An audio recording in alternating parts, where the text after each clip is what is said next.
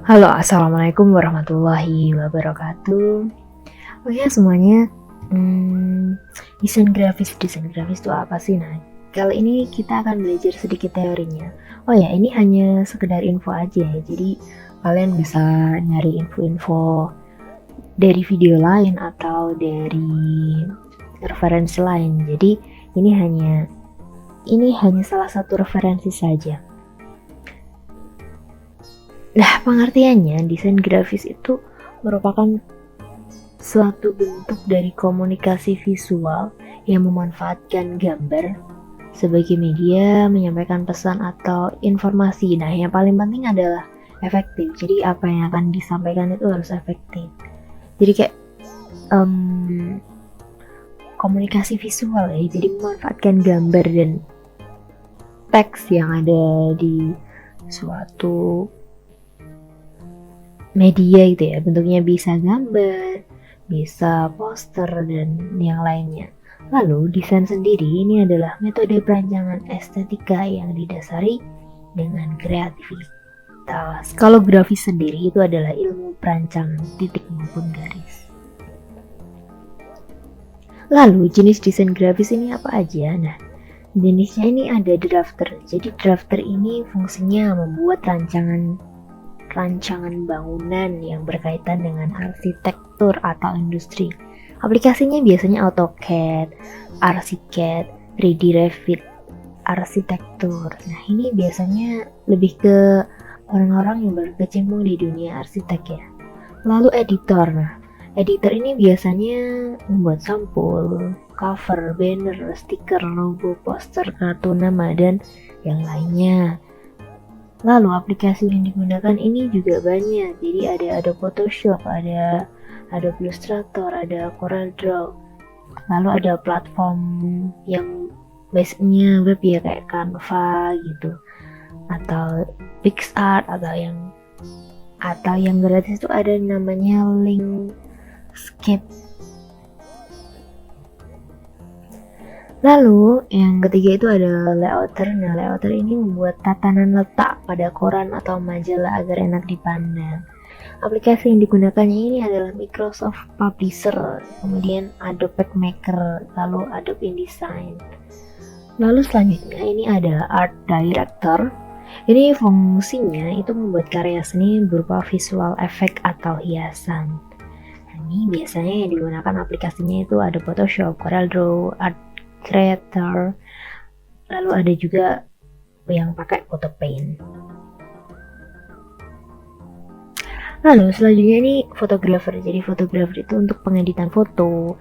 Lalu di situ ada poin-poin penting yang harus diperhatikan, kayak harus mempunyai keahlian yang tinggi gitu dalam fotografi dulu. Terus jago mengedit video sesuai event, sesuai tema yang ada gitu. Lalu memerlukan kreativitas yang tinggi, menguasai software aplikasi editing.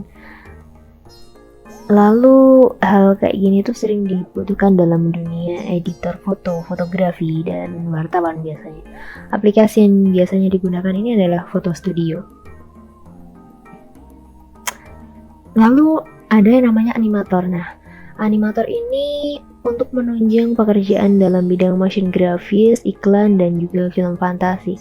Aplikasi yang biasanya digunakan ini Adobe Flash. Adobe Flash itu sekarang namanya ganti, namanya Adobe Animate. Lalu ada Adobe After Effects, ada 3D Maya, dan GIF Animator. Lalu ada visualisator.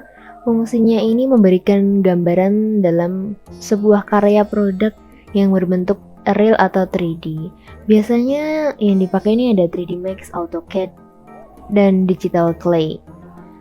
Lalu ada video editor. Fungsinya ini untuk mengedit film atau video sekaligus merangkapnya sebagai video shooter. Aplikasi yang digunakan ini ada After Effects, Sony Vegas Video Studio, Corel Video Studio, ada bisa pakai KineMaster juga, Adobe Premiere, dan yang lainnya. Lalu prinsip desain grafis itu apa aja sih prinsipnya itu? Yang pertama adalah ruang kosong. Nah, Jadi ruang kosong itu harus juga presisi, jadi harus antara kiri, kanan, atas, bawah itu harus sesuai gitu. Ada teksnya, ada gambarnya, itu harus disesuaikan. Lalu keseimbangan antara objek-objeknya, kemudian kejelasan, jadi kejelasan maksud dari gambar maupun teks. Kemudian ada ritme, kesederhanaan, tekanan. Nah, ini penekanan suatu teks dan gambarnya itu apakah tepat atau enggak. Lalu proporsi dan kesatuan. Lalu elemennya apa aja? Elemennya itu yang pertama ada titik, sebenarnya ada titik, ada garis, ada form and space, bentuk dan ruang, ada warna, ada teks juga, lalu ada tekstur dan gambar, kemudian ada keseimbangan, kontras, lalu kontinuitas, repetisi, dan kesatuan. Lalu aplikasi desain grafis ini yang sering digunakan ini apa gitu ya. Ini konsepnya adalah editor ya. Jadi biasanya ada Adobe Photoshop yang biasanya digunakan. Adobe Photoshop ini sudah banyak mengalami perkembangan. Ada Adobe Photoshop CC, ada Adobe Photoshop yang versi-versi sebelumnya itu versi 3, versi 5, ada yang versi 2019 gitu. Kemudian CorelDRAW. Nah, CorelDRAW ini sangat terkenal ya. Nah, sayang sekali CorelDRAW ini jadi harus beri lisensinya. Meskipun banyak di antara kita semua yang menggunakan yang tanpa lisensi, tetapi sebenarnya ini punya lisensi kalau untuk CorelDRAW. CorelDRAW ini biasanya dipakai untuk membuat cover, kemudian membuat desain banner, MMT gitu ya.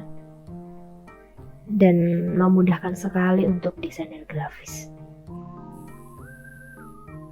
Lalu ini tampilannya hampir sama, namanya Inkscape. Nah, ini Inkscape ini versi gratisan, jadi ini adalah free software ya, software yang gratis gitu, jadi nggak harus beli lisensi dan kita bisa menggunakannya secara gratis.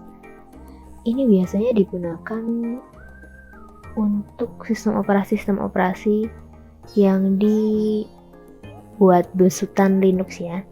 Tetapi untuk Windows sendiri bisa menggunakan juga. Tampilannya nggak jauh berbeda dengan CorelDRAW. Jadi ini kemungkinan adalah pesaing CorelDRAW. Tetapi bagi kamu yang udah sering pakai Corel, mungkin untuk pakai Inkscape ini perlu adaptasi lagi. Jadi tampilannya menurut saya nggak beda-beda terlalu jauh gitu sama CorelDRAW. Lalu ini aplikasi yang platformnya web ya, untuk komputer atau laptop bisa akses web melalui canva.com. Oh, ini belum saya ganti Canva ya, canva.com. Nah, Canva ini bagusnya ada APK-nya juga, jadi bisa dipakai di HP.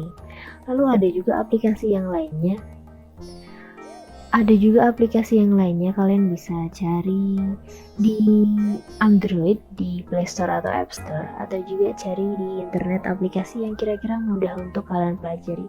Terima kasih atas perhatiannya. Wassalamualaikum warahmatullahi wabarakatuh.